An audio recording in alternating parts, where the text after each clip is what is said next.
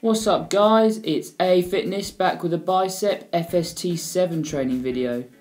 So this is inspired by Chris Jones of Physiques of Greatness. I'll link the YouTube video down below of his bicep routine for FST-7 training. And what I've done is I've slightly modified the exercises to what suits my gym.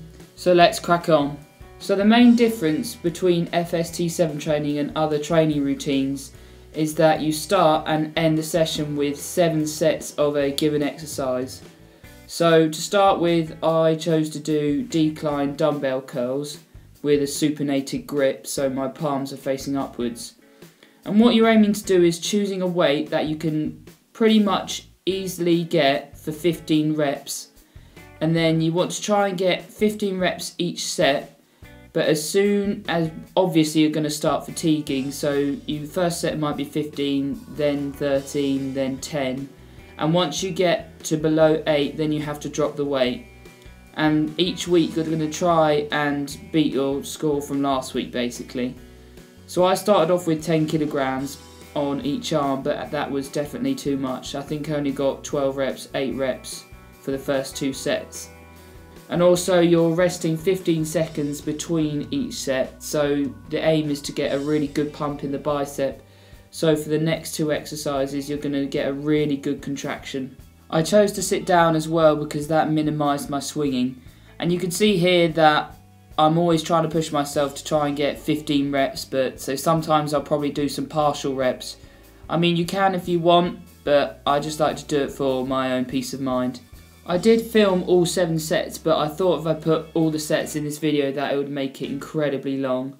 So I guarantee you I did film everything, but I'm just showing you the highlights basically. So after the first 7 sets of decline dumbbell curls, I went on to do 4 sets of reverse easy bar curls. And you can see I'm trying to use a moderately heavy weight.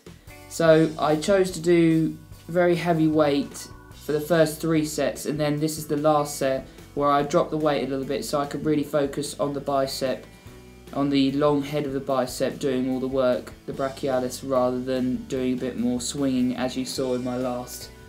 The aim in the 4 sets for the next 2 exercises is to go pretty heavy, try and stick in the 8 to 12 rep range, because this is going to create some of the mass on the bicep. Because the first 7 sets and the last 7 sets is just to get a very good pump and a good burn.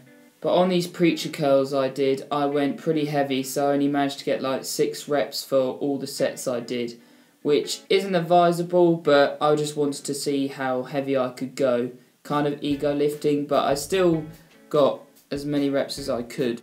You can see on this set I'm using an inner grip on the easy bar rather than an outer grip because I'm wanting to hit more of the short head of the bicep, which is going to create the peak that I want. But on this set I just changed it up by going on an outside grip to see what was more comfortable and hit more of the long head. And with preacher curls there's quite a lot of argument and debate over how far you should extend your arm when you're lowering the weight down on the negative portion. But personally I like to bring it down just before my arms lock out, because if you do lock out then it's very dangerous and it could potentially maybe tear your bicep and could put you out for a couple of weeks, so prevent you from doing any back training or bicep training.